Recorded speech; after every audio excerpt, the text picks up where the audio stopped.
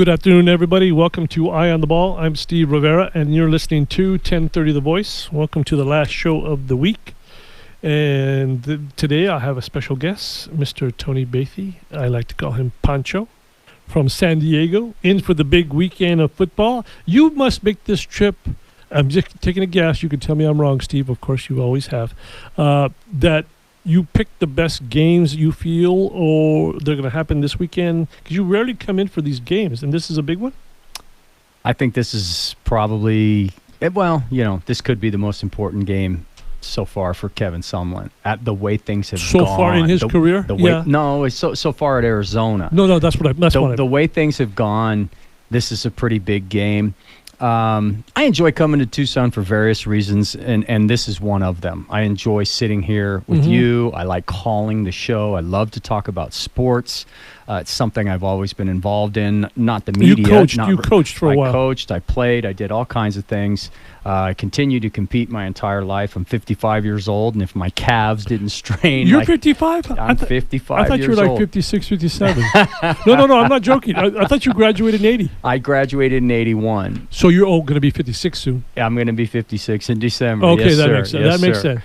Yeah, so I'm getting close to the age where I'm going to be smart, but I still feel like I have a couple more years left. Still have to learn a few things. You still have kids? Well, I still have a wife too, so I have to get smarter every day for that to continue. But you'll There's never no doubt be about that.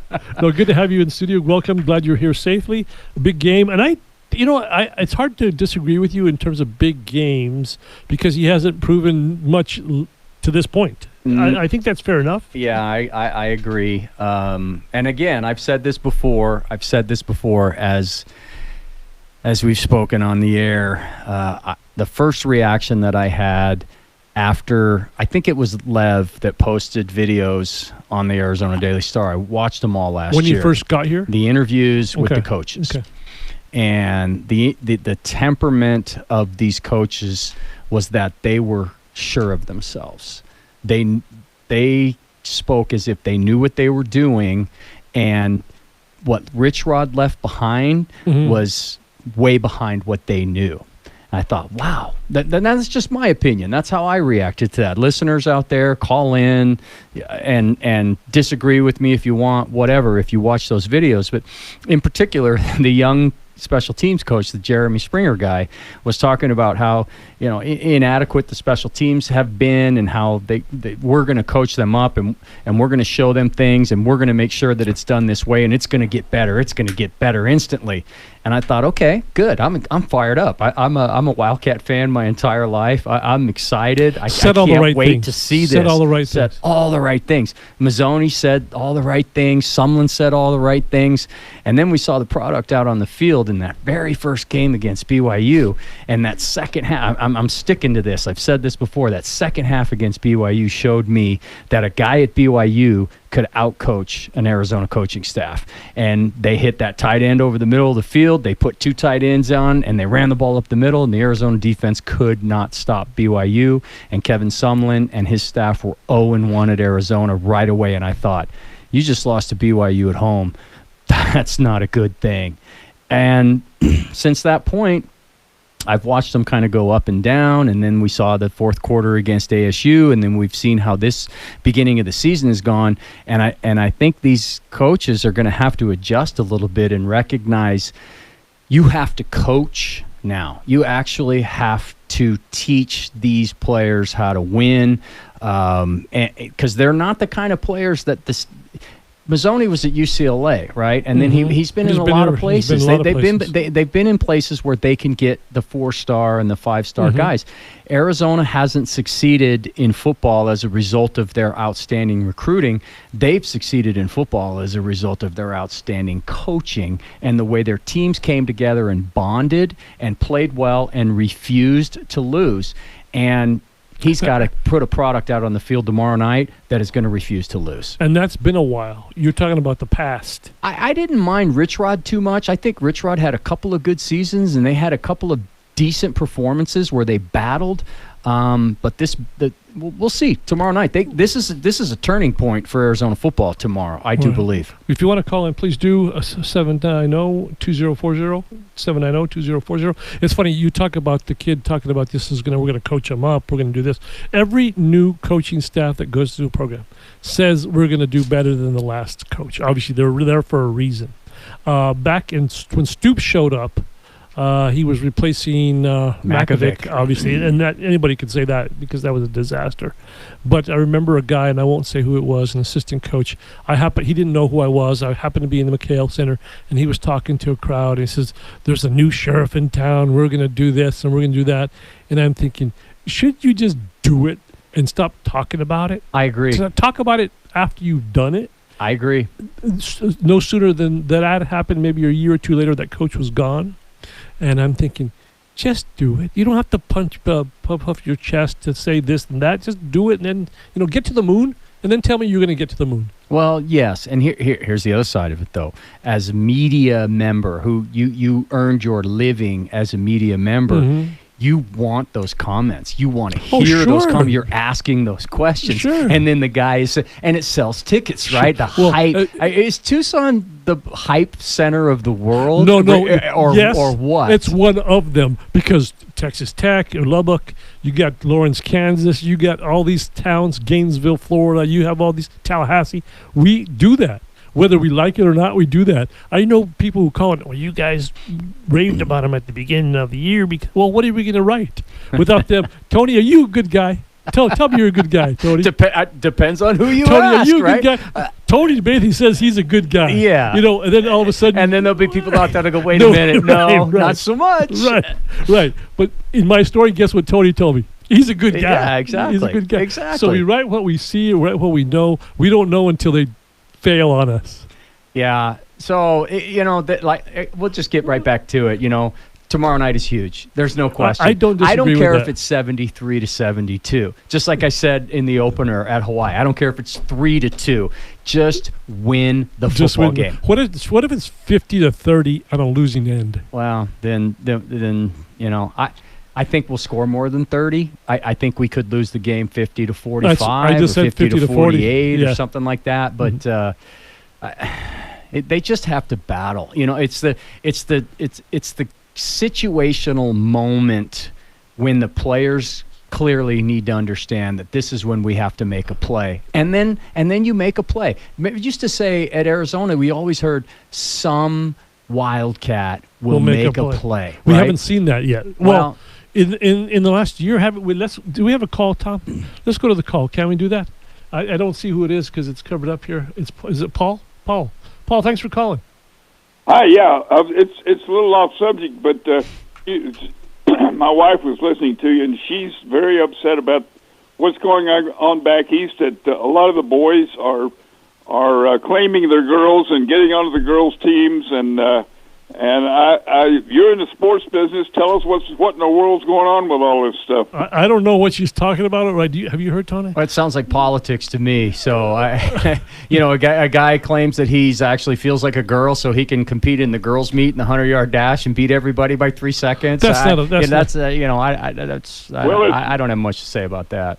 Well, somebody's going to have to say we need to know what's going on, and their boys are now playing on some girls' teams in high school and colleges back on Eastern colleges. I'm really surprised that you haven't heard about this. I'm not too sure. I'm going to have to Google that, Senor Paul. Maybe get a hold of me next week so we could possibly talk about this. It's not a subject I really want to talk about, but if you want to talk about it, we will. So does that say as much about the people involved as the colleges themselves that may be letting this happen? Well, let's say if it's true first. Let's check if what he's saying is true. I think you're talking about the high school level, correct? No, I think I'm talking about even at the professional tennis level. There's some guys that are... No, I haven't heard of that, Paul. Paul. I've heard about the high school, but I haven't heard anything other than that. Well, if you're in the sports business, I think you could give us more information. Well, I'll check it, Paul, and I'll talk about it if you call me next week. I'll check it out for you, but I don't think that's true. I don't think, and I'm saying that just by not knowing. But call us back next week. Yep. Thank you, Paul. So I don't know about that.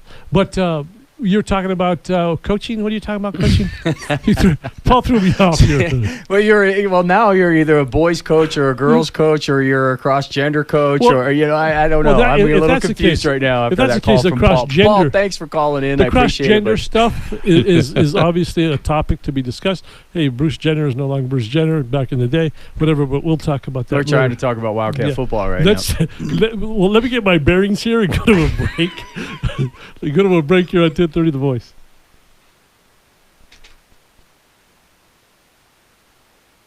Hey, welcome back to Eye on the Ball here on 10:30 The Voice. I'm your host, Steve Rivera, and in studio I have my buddy Pancho, Tony Bathy, former coach here in town, now a San Diego guy. So was your trip here relatively easy?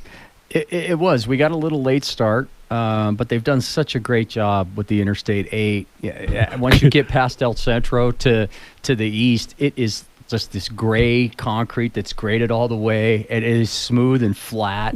Good thing you don't get the Phoenix from here. It's horrible. No, I avoid Phoenix at all costs. But yeah, it was an easy drive, and we made great time. And so we're staying at a place that we've never stayed before, Hacienda del Sol, which is a really nice place. We Google Earthed it, and we saw that they had done some renovations. And I thought, all right, well, my wife was actually, she was the one who said, let's stay there. So we did. We pull in, we get to the valet. The valet is real friendly, asks us, where are you from? How you doing? Welcome, blah, blah, blah. Said, we're here for the game. He's like, oh, the game. He says, the head coach, he comes up here a lot. Kevin Sumlin, he comes up here, he hangs out a lot. He's a Porsche guy. And I was like, really? He's a Porsche guy? He says, yeah, he brings like a different Porsche here every time he comes. And I said, well, yeah, because he got a $12 million buyout from Texas A&M. Of course he's got. Don't give him an extra $2 million. You got a $10 million. I figured you'd like that story, though, as a Scoop Rivera. It's like, how do you find this stuff out? Well, the bellmen and the valets and the bartenders, they're the ones who know all the good stories. So that's good if you want to go meet Kevin Sumlin. Then go up to Hacienda del Sol bar, and you'll probably meet him. I go to Hacienda bar, or go to Hacienda, and Rivera. Yeah, he's a Kia guy. Yeah. So anyhow, that does good for Kevin Sumlin. God bless him. You want to drive a Porsche? You drive a Porsche. You want to drive 3 Porsches? You drive 3 Porsches. I got no problem with that. I would do that if I made $2.5 million a year. Yeah. So let's get back to sports, thankfully. I was going to ask you something about, what was I going to ask you? You were going to ask me about the sanctions and probation. Because you're on top of stuff like this. You're a native. You're a Tucson native. You were just a kid-ish when Tony Mason got in trouble. Yeah. And what were your thoughts on that? Well, I was an idealistic young athlete that believed in Arizona anything. Okay, that was the first thing that you were what? 15? Well, I guess when that was 80. No, wasn't it 79, 78 back then? Jim Young in the mid to late 70s, and then Tony Mason came in. I remember that they went to the Fiesta Bowl and they beat Pitt 16-10, and things were going well for Arizona football. They were tough, they played well, and then I guess it was academic problems. I don't remember exactly what the. I thought maybe slush fund. Was it? Oh, it was slush fund. It was slush fund. Yeah, and then there was probation. And so as a youngster, I was confused about that. I thought, wait a minute, why are the players getting punished? Why can't the players go to a bowl game? Why can't the players? What's going on here? And so it was just. I was a little bit disillusioned as a youngster that situation had happened, and I didn't clearly understand it. And I think what you're moving towards is what we just found out recently regarding Book Richardson. Right. I wanted to kind of compare and contrast the kid in you and the disappointment, if there was. I'm not going to say. Oh yeah, I was definitely disappointed. I remember it well. Now and what we don't know what's going to happen from this. I think we're going to know that something will happen of it. But what are your thoughts now, 40 some years later? Well, it's a business now. It's different. It's all about the money. Follow the dollar, right? Mm-hmm. And if you don't win, you don't get paid, so to speak. So you don't have a job. But this thing with Book though, it didn't come out earlier. I just read about it recently. It happened in 2017, I guess. But really, and first of all, I thought Book Richardson was under financial duress, and this is why he did this. He was tempted to do these alleged things. where did he come up with $40,000 to have somebody doctor Raleigh Alkins' high school transcripts? Where did that $40,000 come from? Tom's shaking his head because he had the same question yesterday. Yeah, well, there you go. So You need $40, I got it. And if we're just now finding out that happened here at Arizona one time, you got to shake your head and go, my goodness, how many high school transcripts have been doctored over the years to get a one-year player into a reputable university basketball program so that they can get the exposure they need to get to the next level. And callers, call in, tell me I'm crazy. I'm going to suggest Pancho, to you now that it has happened and nobody knows about it in a lot of places. Yeah, and how about the other upscale programs that have probably done the same kind of thing? Oh, yeah. Well, let me say this. Arizona fans, and I'm not saying, Tom, that you are or you aren't, but they bring up that all the time. Well, it's going on other places. That's kind of an excuse to why you've done it. No, it's not an excuse. What is it? But why beat up on Arizona all the time? It's nobody talks is what about Kentucky or Duke. It's just always Arizona. That's exactly. That's the tone I hear all the time. Attaboy, Tom. Attaboy. I like it. And that's the tone I hear all the time. And if you're at Duke, you're saying, how come they never do it at North Carolina? If you're at Florida, they're saying, how come they never do it at Miami? Those academics. It's just the way it is. It's like I said, I've said this before about the sports writers that are hyping. We talked about hype earlier in the show, right? And the Arizona sports writers have to hype Arizona football. No, they There's don't have to. 11 other sports writers in the Pac-12 conference that are writing the exact same thing.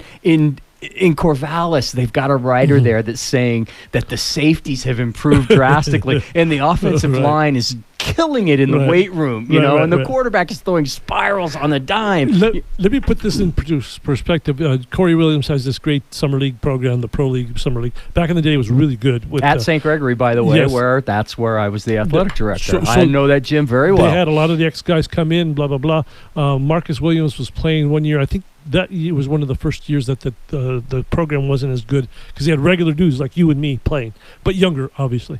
And Marcus had like 45 points one night and 50 points another.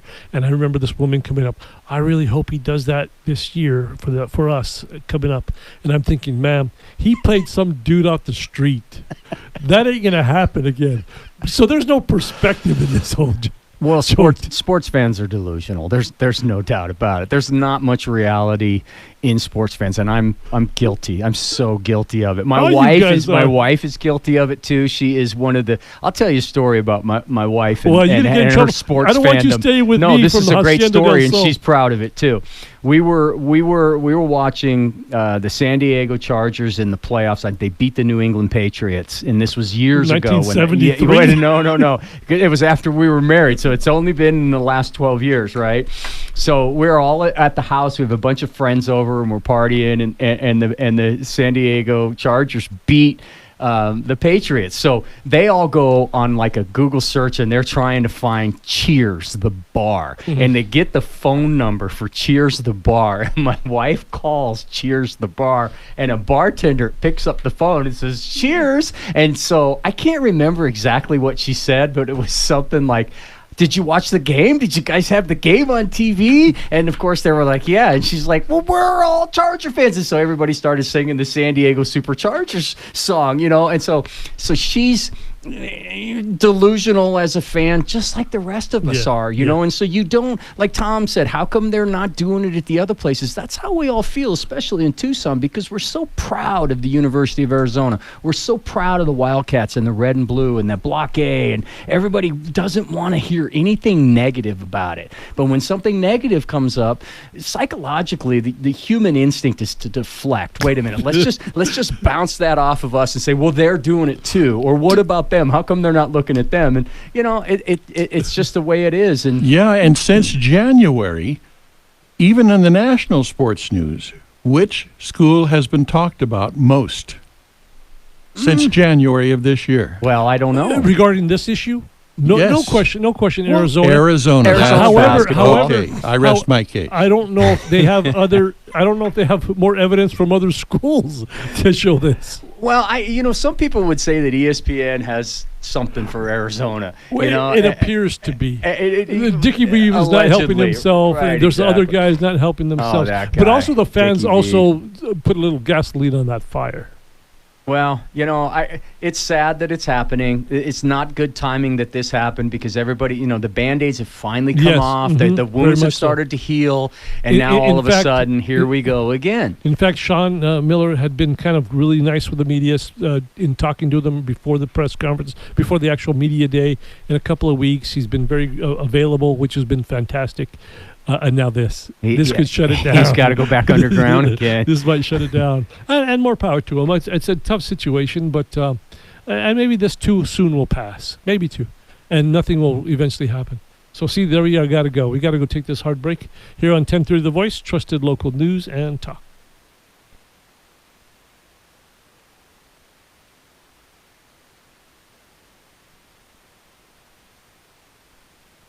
Hey, welcome back to Eye on the Ball here on 1030 The Voice. I'm Steve Rivera. You brought some pretty good tunes. I like these. I'm gonna have to put these in my slot there. There's a few other ones. I went to a concert last night, 38 Special, so we're gonna need to get some of those in there. It was a good concert. And then Eddie Money died today. Yeah. Man, it's kind of our time, right? Eddie Money. I loved Eddie. I saw him 3 times in concert. He had a rough time at the end. Yeah. We're listening to XM radio on the way out today, which was going to lead me to another quick story here. But they were telling about the medical history of Yeah. Eddie Money, and he had a hard time the last few months. Yeah, in for fact, sure. I saw him in December. He was in concert here, and he's it's going to be my birthday here, and I think he's got to be about 62. He doesn't look good. He didn't look good at the time. I'm going to be 70. I said, 70? Where's the time gone? 70. Yeah, it's sad. But anyhow, the quick story. Yeah, well, we're wait. listening to the song. Kenny Loggins' "This Is It" comes yeah, on. yeah, I yeah, told yeah. my wife, I'm like, "This is his jam right here." So we both start singing it all the way. We Yeah. rewound it, played it again. It was like, oh You wow, hear it it all is the a time. great song. I mean, what are you gonna do? You hear it all the time, too, on Yacht Rock Radio. Yeah. Hey, so we're talking about problems and stuff like that, and you're a coach. Do you believe in idolization, and are sports guys heroes? Heroes. You know, what's the thing that Charles Barkley said? I'm not a role model. not a role model. I'm That's not what a I role was looking model. As an athlete, now we're going to talk about who is considered a role model in the field of education, and coaching is you're an educator. But as an athlete, do you have a responsibility to set a good example for whomever? And now, if the assumption is yes, you do. With the political spectrum that we have in the world right now, some people may say that's a great example. Other people would say that's a horrible example. Mm-hmm. Now there's things that you can do that obviously would, the way you treat people. If you're violent towards other people, well, no, that's not good role modeling. All of us, 100% of us are going to agree. No, Right. But how you dress and how you party at night, or if you go to church. I mean, people are going to be divided on that. Sure. Just because a guy goes to church doesn't mean he's a role model, and just because Or a that guy he's a goes out good guy. clubbing all the time doesn't Right. mean he's not. No question. So and then you transfer it over to now you're a coach and you're responsible for educating young people. When Randy Robbins, was it Randy Robbins? No. It was maybe it was Randy Robbins. Was he on your show? Yeah. Mm-hmm. Randy Robbins was on your show, and they were talking about recruiting, and he said what he said was, if I'm recruiting someone who looks like me, is what he said. And that got my attention when he said that. He said, I would be talking to the parents. And I would be recruiting the parents, and I would be convincing the parents that I am going to take care of that son like they would, and that's the guarantee that I'm giving you. So yes, he's assuring them that I'm going to be a role model and then you have to, because you've gone out and recruited that guy, and you've told his parents, I am going to take care of him like he's my own. So you have a duty there and you've entered into a verbal contract with the parent that yes, I'm going to provide good role modeling. However, this guy gets vacation. This guy gets to go wherever he wants to on vacation. You're talking about the coach. I'm talking about the coach. Yeah. The coach may not be married. The coach may be single. He may go to Las Vegas. He may run into the parents of that player that recruited him at a casino. He could be at the craps table having the time of his life on his vacation that he gets for 3 days a week. Where are you going with 3 this? days a year he gets a vacation. He goes somewhere, he has fun, and all of a sudden the parents say, he's not a good role model. Well, we saw him in Vegas at the that's- craps table. He had that's 2 subjective. amazingly beautiful women on each arm. He's not a good role model anymore? That's subjective. You know that. I know where you're going with that, but everyone, that's kind of judgmental. That's what it is. Exactly, and that's where that's what a role model. That's what the role model becomes. It's a judgment. True. You had me at At Vegas. No. You had me before that, but you kept me in Vegas. You had me at I'm making a verbal agreement with your kids. How many coaches actually do that? Because these kids have heard praises all their life. If they're this quality of player that comes to Arizona, goes to UCLA, whatever, they've got that talent, and you have coaches wooing them and loving them. They're going to be the next best thing, and then they get there. Guess what happens? They're among the rest of the guys that they told the same thing to, and now you have a herd of them, and now the coaches are thinking, well, not the coaches are thinking, the players are thinking, how do I fit in if I'm just one of the guys? I'm just one of the guys that he told that to. And I'm sure, and this is what I heard. I don't know if it's positive, and you might disagree or agree, that college sports, it's a haven for depression with athletes, because all their life they've been told they're the best thing. They get here and realize, maybe I'm not. Well, not just. Does that surprise you? No, not at all. Because my stepdaughter had experienced nothing but pressure her entire career as a water polo player. Self-imposed or otherwise? Well, self-imposed, yes, but at the same time, her perception of the situation was, I have to be successful at this so I can get to college. And then once I get to college, I have to continue to be successful. To stay in college, right? So there's an inordinate amount of pressure on these young athletes. But the big picture is, and my wife and I are so proud of her now, because it's her senior year. She's going to have played 4 years of college water polo. She's going to graduate on time. She's basically already hired by the San Diego Padres, which was her intention from the very beginning, and she's had a great experience. Now, I was never, as a coach, a proponent necessarily. It wasn't the first thing that came out of my mouth, which is, you're going to have a well-rounded experience if you play for me. The first thing out of my mouth was, you're going to commit to being better every day, and you're going to commit to helping this team win. As a result of that, you may become a better, well-rounded person. Right, yeah. But I think, back to your recruiting, at the college level, I don't know, because there's so many coaches that recruit. You've got you have the defensive backs coach that goes and recruits, and you have the linebackers coach and the running backs coach and the tight ends coach. The head coach isn't doing most of the He's recruiting. closing the deal.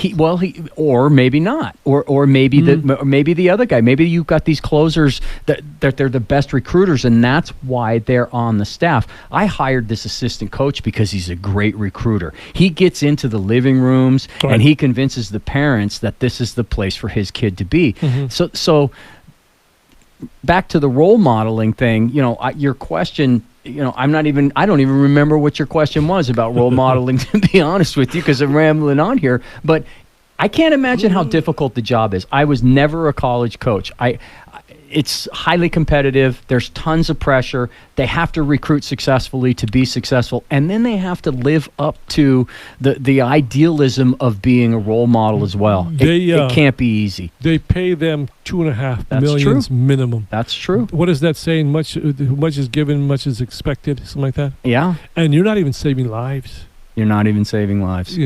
No, you're not. You're developing. You're helping. You're building a bridge that they can cross and get to the next level. My point. But you're not a doctor saving lives. No, you're molding lives. You're not a lifeguard saving lives in the ocean either. Making X amount of money. Right. We all pick our profession there, Tony. Yep. That's right. But you had a good time doing it. You miss coaching?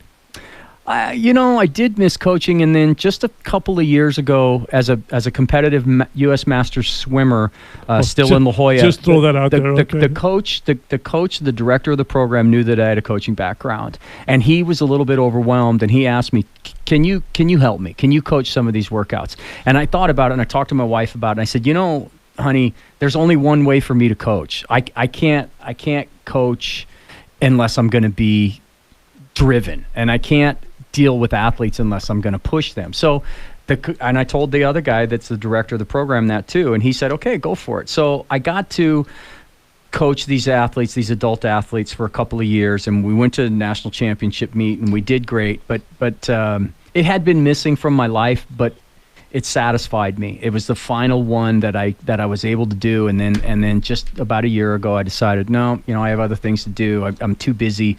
But yeah, I did miss it, and then I got back into it again. Now I don't miss it anymore. Yeah, because competitors love to compete. Well, they just do, and they miss it. Deep down, in somewhere in you probably do it, but you've already suppressed it. Well, yeah. The best part about coaching was coaching people who wanted to compete, because that's what I love. Right. That's what I love to coach. Look, if you want to compete, I'm the guy that can coach you. Mm-hmm. If you're not the most competitive type, you and I are going to have a problem, because if you're going to be a part of this, I'm going to expect you to work as hard and be as devoted as I always was as an athlete. I'm not the biggest, fastest, strongest guy. I always had to work harder and be smarter. And so I dove in, no pun intended, and worked as hard as I could. And I expected all my athletes to do the same thing. But you're dealing with adults now, and it's a little bit different. Let's go to a call. You've already kind of threw me off. But let's go to a call, maybe not. John, thanks for calling in. Steve, you haven't told us who you think will win tomorrow. Oh, I've told you all week, John. I've told you all week, indirectly and directly. I think it's going to be... I haven't heard an actual walk the plank score. Well, the plank is going to be a long plank, short plank, any kind of plank.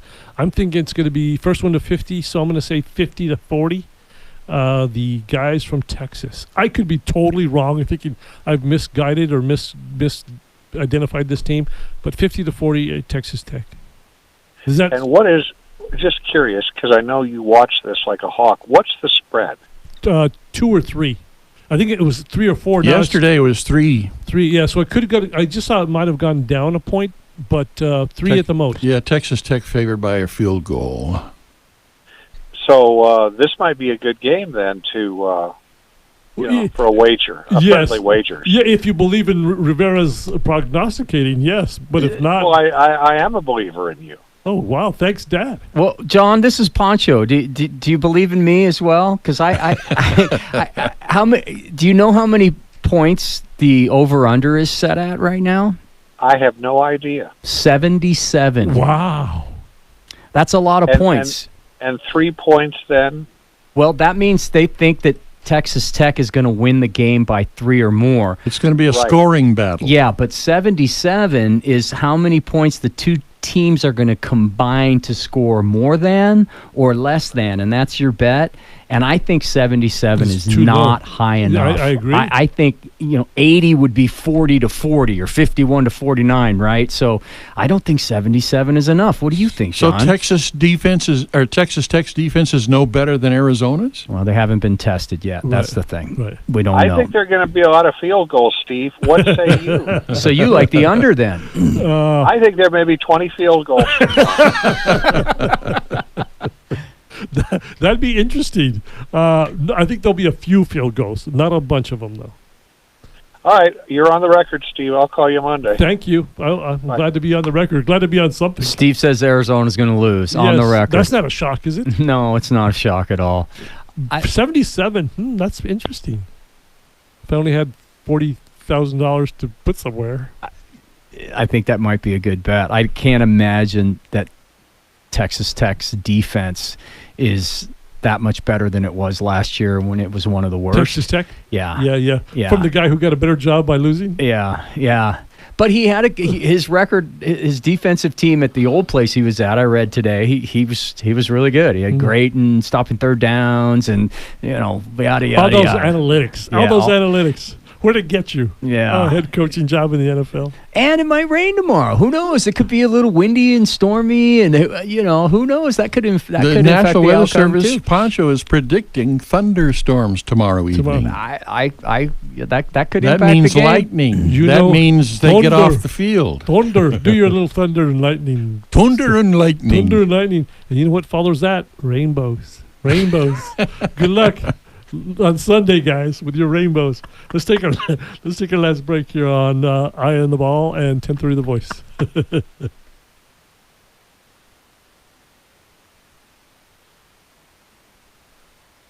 Hey, welcome back to Eye on the Ball here on 10 The Voice. I'm Steve Rivera, your host, in with Tony Bathy, my guy Pancho. I'm glad you got that Paul Simon on and not like 50 Ways to Leave Your Lover or something. Goof.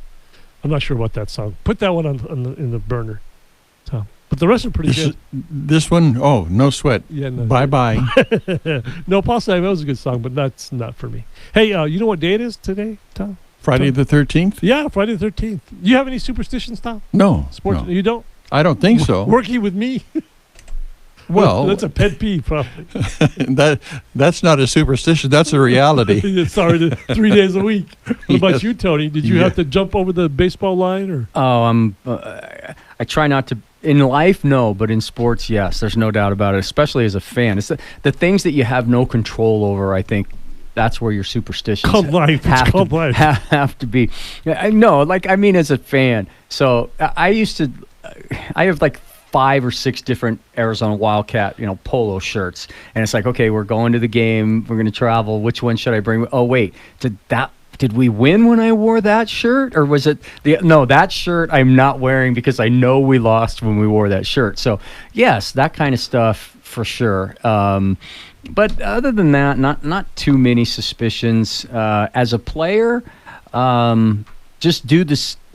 What we used to say as a player, and I think a lot of players say this too, is respect the streak. If you're doing something well, don't change. Do everything the same way. The way you put your uniform, the thing. Players will eat the same thing, especially baseball players. I think baseball players are some of the most suspicious there. If a guy's on a hitting streak and he's been eating Taco Bell for lunch every day, he's going to keep eating Taco Bell till he goes 0 for 4. So it's interesting. A lot of people have stories about their the stuff that they're crazy about, that they avoid, or the thing that they have to do that they think is going to make a difference. If anybody wants to call in, let us know about your superstitions. If you have them, we have like 5 minutes left here on the hour, thankfully. So you think baseball players are the most superstitious of athletes? Yeah. You ever seen Major League with the guy who loved his bat? What was the big guy? Oh yeah, Joe Boo. He had Joe Boo, and he was going to did ceremonies with his bat. Yeah, exactly. I think so. Football players maybe not so much. I was, who else? Basketball players probably not so much. Putting your socks on at the same time, whatever kind of Jason Terry sure had. I mean, he wore his socks the same way all the time. So maybe he had that thing going for him. Right, and it worked out. It did. Yeah. It did. Did you ever think he'd play 17, 18 years in the league?